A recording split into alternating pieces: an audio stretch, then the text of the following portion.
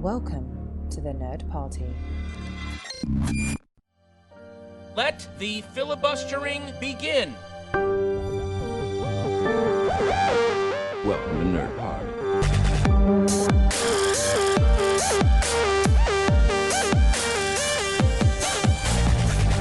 Hello and welcome to Filibuster here on the Nerd Party Network. My name is Lee Hutchison and joining me fresh from New York and Glasgow is Dallas King. Dallas, how are you and how is New York? It was no ghost face sightings, I have to say. But there was a sighting of Jessica Chastain, as I've told pretty much everyone who is in the near vicinity of my phone, as I showed them the photos.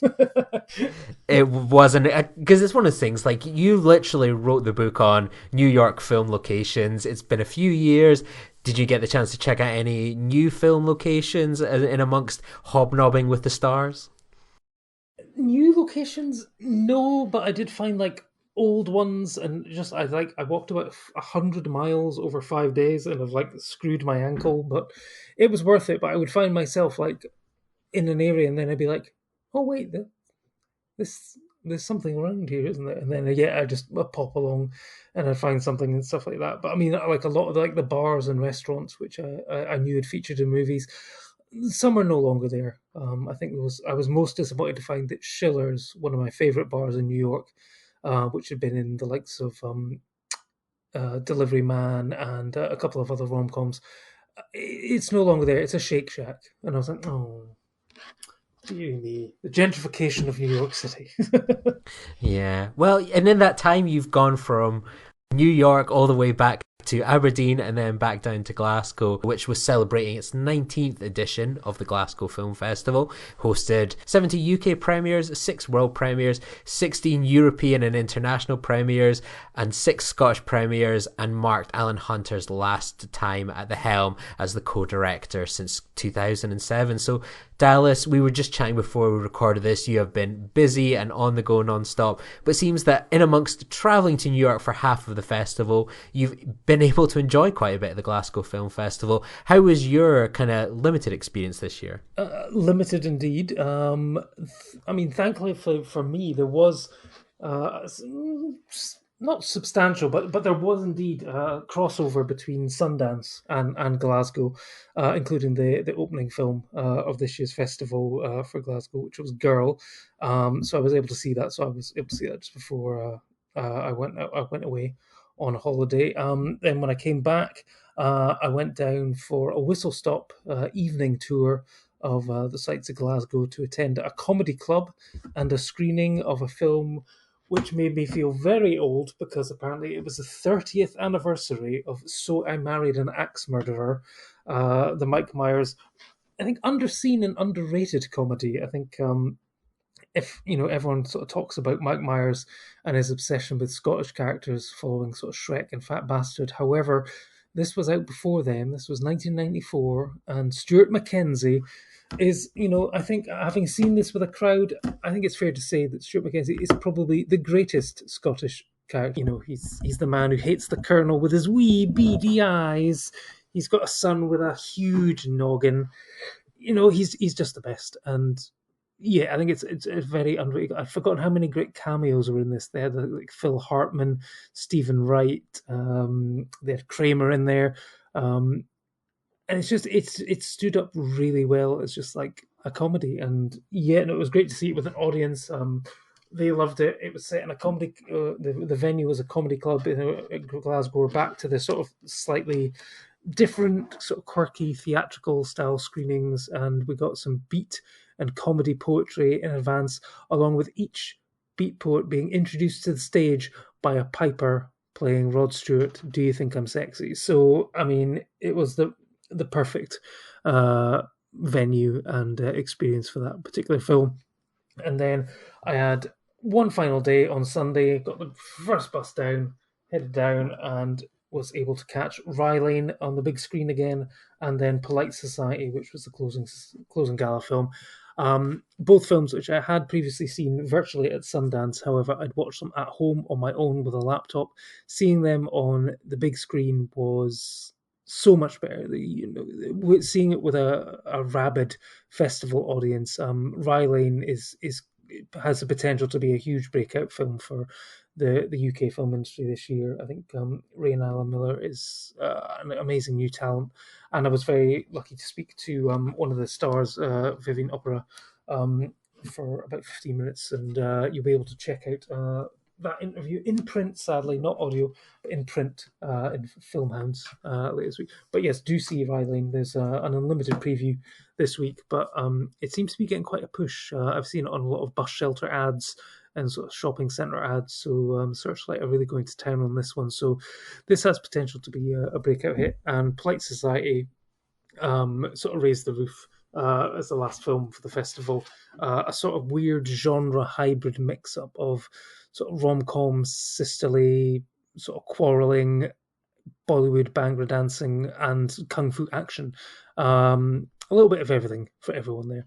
And yes, no, it was the final festival for Alan Hunter, an absolute legend, and I was very pleased that I think there was a few people tearing up, not just Alison Gardner, but a few people in the audience were tearing up as he delivered his final speech. But he was given a standing ovation, and quite rightly so. I think you just have to look at other sort of film festivals in the UK, such as like London or Edinburgh, and for someone to be in charge of a film festival for, what's that, 2007, so it's 16 years. I mean, that's pretty much unheard of these days. Most people are like 2 or 3 years and they move on, they bring someone else, and to have grown that festival to the place where it is, a financially secure or still ongoing Scottish Film Festival, is quite something. And excited for whatever he does next. I'm sure he'll probably sort of take some time off. But Alan, if you listen to this, I would quite happily read the GFF memoirs if you wanted to write a book, including a chapter on the infamous Beast from the East year as well. Finally find out what that surprise movie would have been. Yes, exactly. I think it's probably a secret he will take with him. Well, unfortunately, my experience was much more limited. I was reduced to just the single screening, and I went to see Under the Skin live with an orchestra at QMU. So I think it'd been a year since I'd last been at the QMU to see Self-Esteem live. So something wildly different, and I wasn't too sure what to expect going in terms of the layout, and it was a very intimate kind of crowd. I think you'd have been lucky if you maybe had 100 odd people there, and it was so surreal. I mean, I've gone to a few of these sorts of film screening events. I've seen like Amadeus and La La Land, Star Trek, Star Wars. I'm going to go see Lord of the Rings in a few months' time. And yeah, but there was something about getting the prospect of seeing Under the Skin. I mean, it's such a unique score from Mika Levy. It truly is a mood piece. And it was one of these ones you don't often get the chance to see something like that. So it was something I immediately had to take myself from my sick bed all the way through to Glasgow. And if I hadn't been in New York, I would have definitely tried to attend as well. Oh gosh, you were. It was absolutely just incredible to watch and so on. And at times it perhaps felt like, I think I was quite lucky because it's a film very much of very little audio, and I think whatever audio dialogue there is, I know it pretty much off by heart. So sometimes I think with these things, I think it has the right volume, where it was quite low, so the music was the key thing. But I often think sometimes just subtitles is just that little extra touch, just so you can sort of just kind of balance things a little bit. I didn't think the film had quite the right ratio between kind of silence on the screen and perhaps being able to kind of for people to maybe watch along and to listen. But just watching, I mean, we were like 2 rows away from the orchestra, and just watching them all in action, and for many of them who could get caught up watching the film as it unfolded as well, it was just such an absolute treat to see something like that. And I was kind of reminded that we have we're going to get the Edinburgh Film Festival back in one form or another, but these are the type of things that only Glasgow ever really seems to do. And I don't necessarily just say as a live orchestra event, but it's not just the films, it's the interactive element, it's the shared experiences beyond just watching a film as well. I mean, you think of some of the interactive things that you've seen this year. I think of what everyone watching The Thing in an ice rink a few years ago.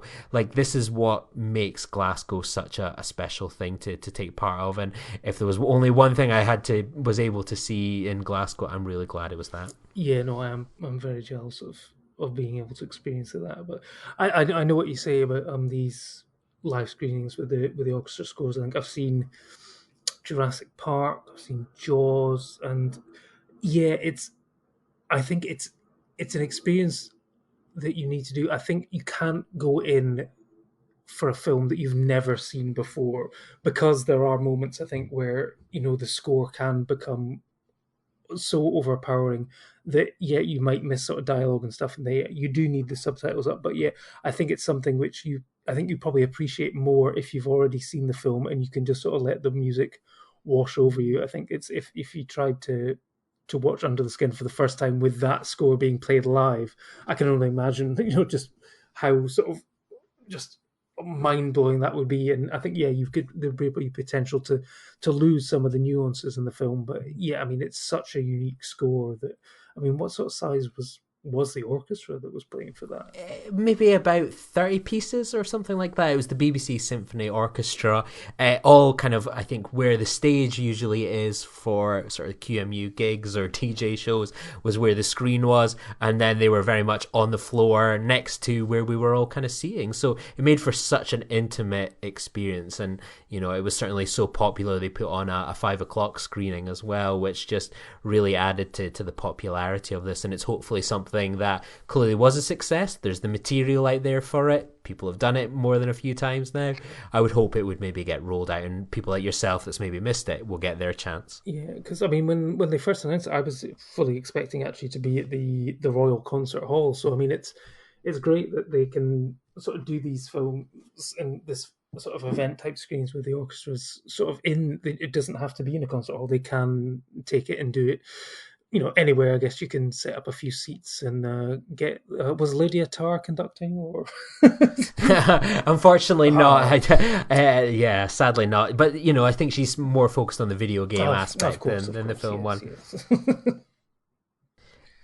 So obviously you've just mentioned you've come back from New York, and it seems like a lot of people have went to New York this weekend with Scream 6 arriving in cinemas, and I think it's safe to say it's made a pretty impressive box office smash, with 44.5 million coming at the American box office, with a further 22.6 from overseas as well. So an incredible 67.1 million worldwide in its first week, in its first weekend, which is incredible for a film in its sixth form. So Dallas, obviously we have just kind of both found the time this weekend, me slightly unwell, you in amongst everything, to go see Scream 6 this weekend. So Dallas, what was your thoughts on Scream 6? So for those that perhaps have not seen Scream 6, it is very much the follow-up to the fifth Scream, and it follows the events of the latest Ghostface killings, and the four survivors leaves Woodsboro behind and start a fresh chapter in New York City. So Dallas,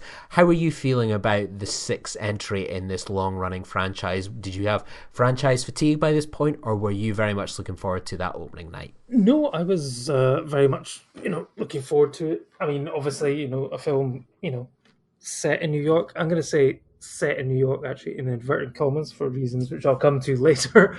But, I think when thinking back to the episode where we reviewed Scream, technically Scream 5, but just named Scream because, they were kind of starting from scratch, but not really. They were doing that sort of whole sort of Halloween, sort of, as they call it, a requel, sequel, legacy quill, where, they're starting a new story, but they're bringing back the original characters so they can start off a new franchise by, basically sacrificing some of the main people.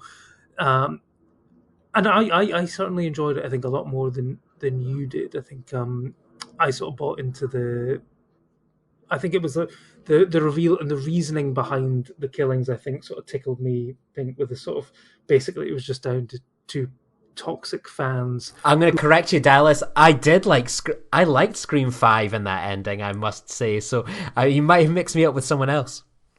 Oh right, okay. I know. I thought you weren't looking at it, but yeah, no. Yeah, two fans who were upset. Ryan Johnson had was it he'd done Stab 8, and it bared no resemblance to the franchise and trilogy, films that had gone before, and they were basically needing to reset the Stab movies, and so and give them some new fresh source material, and I think. I thought I thought it worked overall. Some people were maybe slightly less keen on the not the notion that the main character of Sam was the illegitimate daughter of Billy Loomis, but the fact that Billy Loomis appeared in mirrors and any reflective surfaces to basically taunt her into becoming a killer herself, because obviously the serial killer gene is something that is passed down quite easily. Um, this one, continuing the story, set in New York, obviously I'm in, you know, I didn't really know, you don't know really much about these stories. They try to keep the plot under wraps. They're in New York, they're trying to go to college, but a new Ghostface turns up, and then you've got to basically try and survive while trying to figure out who is actually the Ghostface. And it's got some good sequences. It's got some good kills. Obviously, the fact that the character of Kirby Reed, one of my favorite characters from Scream 4, is returning. It's also a good thing. But I have issues with it. What about yourself? Do you know what question no one ever asks me is what's my favorite scary movie? Because I think I've gone on the record many times on this podcast that I just don't really care for horror movie franchises. I watch them and I have no real interest in them. They're just a bunch of aimless kills, and we know we're going to see this creepy character, Jason Voorhees or Freddy Krueger, or anyone. We'll see them because all we know again. that you love elevated horrors more than slashers. True, and I like my recoils as well. Like your A24s. Yeah, and the one thing is that I like the Scream series a lot, and it's the one where I could say I've seen every single movie within that franchise. I think of Nightmare on Elm Street, I've seen one. The Halloween movies, I've seen two of them. Texas Chainsaw Massacre, I've seen the original, and I saw that atrocious Netflix movie, and maybe saw one of the reboots that took place many years ago. Kind of half and half. I watched a little bit of it. But with Scream, what I love about Scream is that I saw someone do the thing the other day where they were everyone's been doing rankings and stuff, and in terms of that the films, I would rate the first one a 4, and it's a film I can watch year on year without fail, and then I would rank the rest of them all about a really strong 3. There's some that are a little bit better than others, but they're all really strong 3s, and it's one of those ones that what I love about every time there's a new Scream movie comes along is that it's more of a whodunit to me than a slasher or a horror, because I'm like, who's it going to be? Oh, who's left? And I'm mentally engaged with it the whole time. And I get to the end and I'm like, oh yeah, I can see there are reasons behind going on this. But it's like, oh, how did I miss this person? Or you got me there. And I would say every Scream movie, they can sometimes be a little bit up and down, but every time the movies nail the landing, and that's the hardest part to do. And it's never one of those ones of like, oh god, we're going to get Ghostface back again in a couple of years' time. It's like, who's going to be Ghostface? What's the reasoning behind it all? And I've always enjoyed those surprises, whether it's Stu Macher or Emma Roberts or her turn, or how this one unfolded, in the last one, for example. It's just always nails the landing. And that keeps me going for 90 minutes, 100 minutes. That's what makes it stand out. It's not just a horror and a slasher. It's a great whodunit, and it's so much fun to play along with that. You see, I have to disagree with you on this particular one, in that it was the reveal that kind of let it down. I mean, I thought this film does start off differently. Not I mean, it starts off in the same way as every other one, in that one single woman is talking to someone on the phone who turns out to be not the person that she thinks she's talking to, and then is brutally murdered. But then there's like a lingering shot of the person in the Ghostface mask, and then I'm thinking, this is dragging on. I think we're going to get a reveal straight away, and we do. And I'm like, oh, okay, they're going to do something different with this. But then I'm thinking, no, they're not, are they? And then, yes, of course, that person then gets killed by the person who will be the ghost face for the rest of the movie. And so again, it's always trying to mix things up and change things. And one thing I've liked and appreciate more and more about these movies is they're about horror movies, but also I think they're about the way that we consume the movies. The first one was just like these are all the tropes and cliches about horror movies. The second one was featured the plot of the first one in another movie, which was set, and so we then get the Stab series.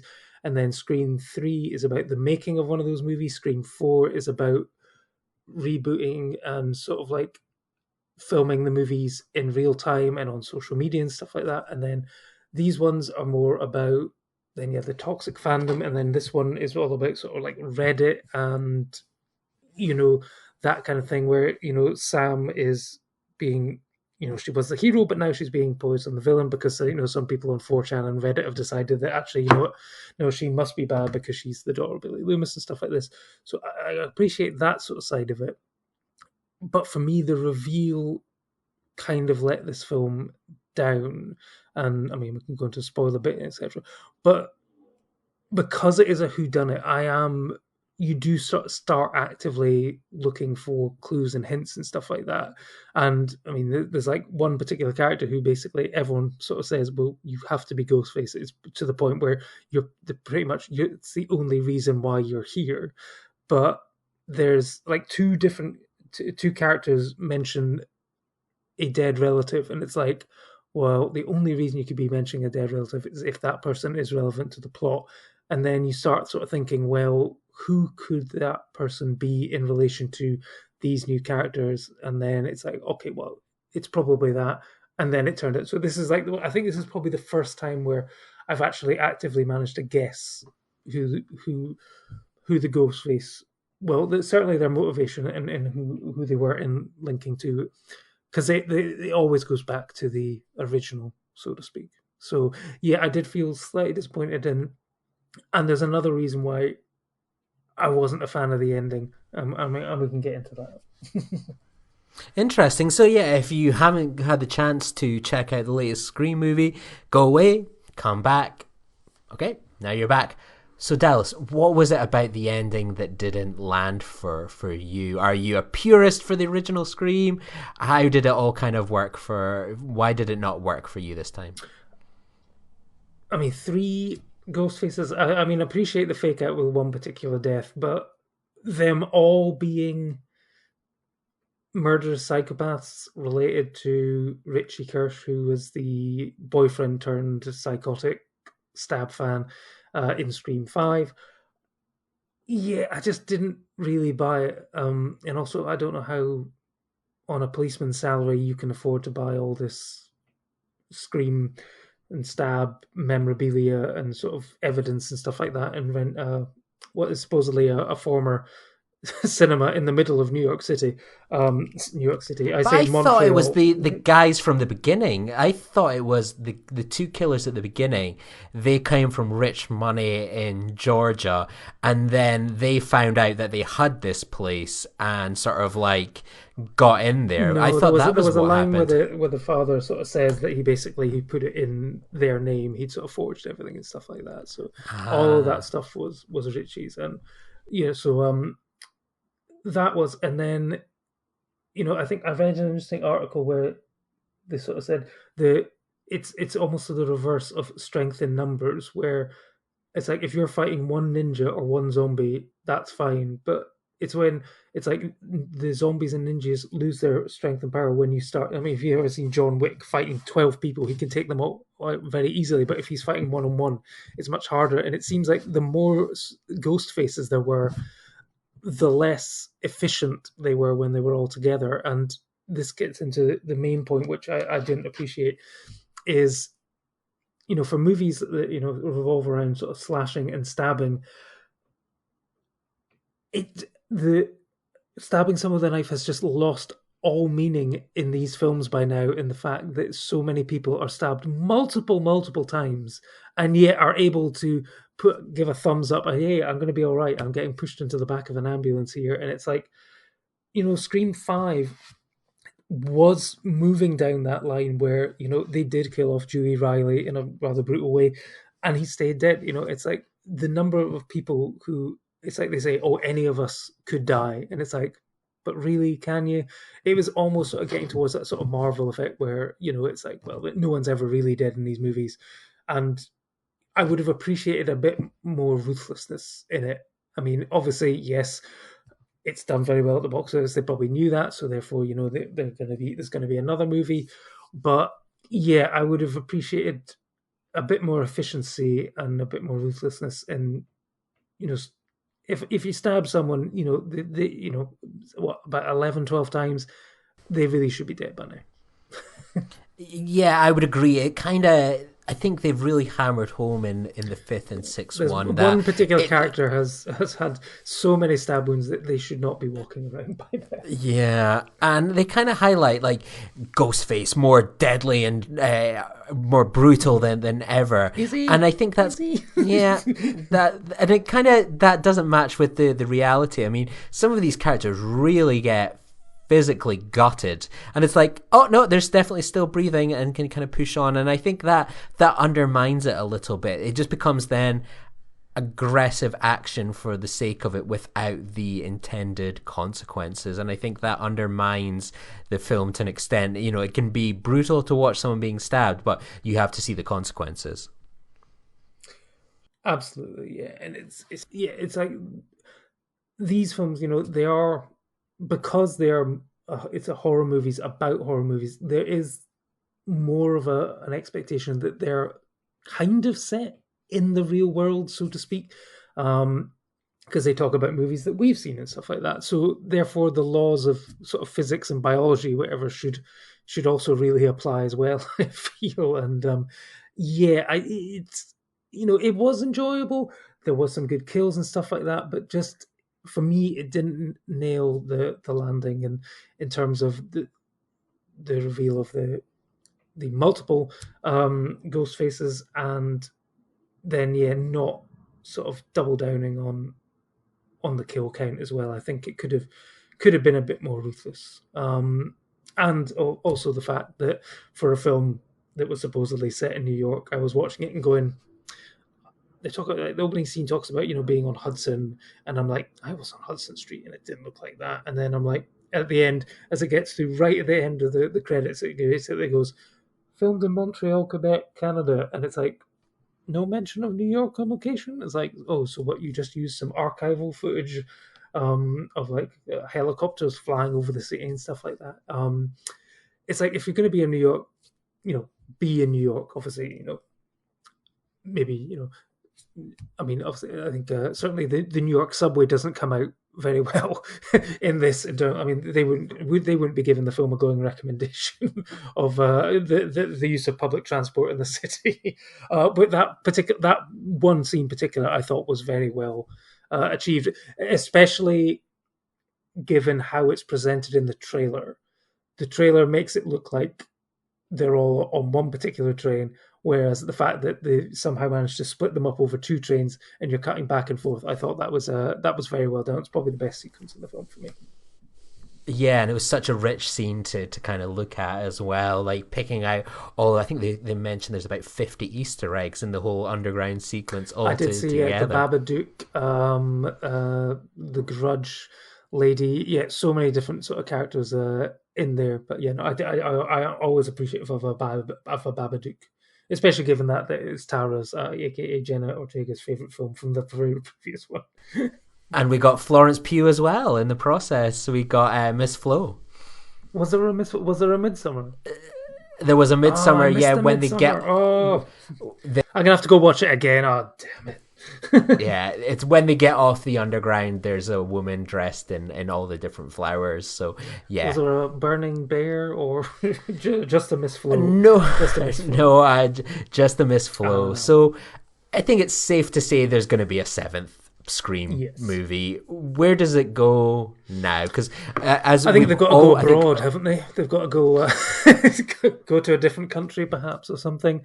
Yeah, it's interesting to see. I do think the problem that they have with these new films is that I don't particularly like the lead character that we've got in this. Like, she's no Nev Campbell in terms of standing out, but like Sam Carpenter, I just don't think is a particularly interesting lead for a franchise or so on, and I just think she lacks a bit of a presence to be honest.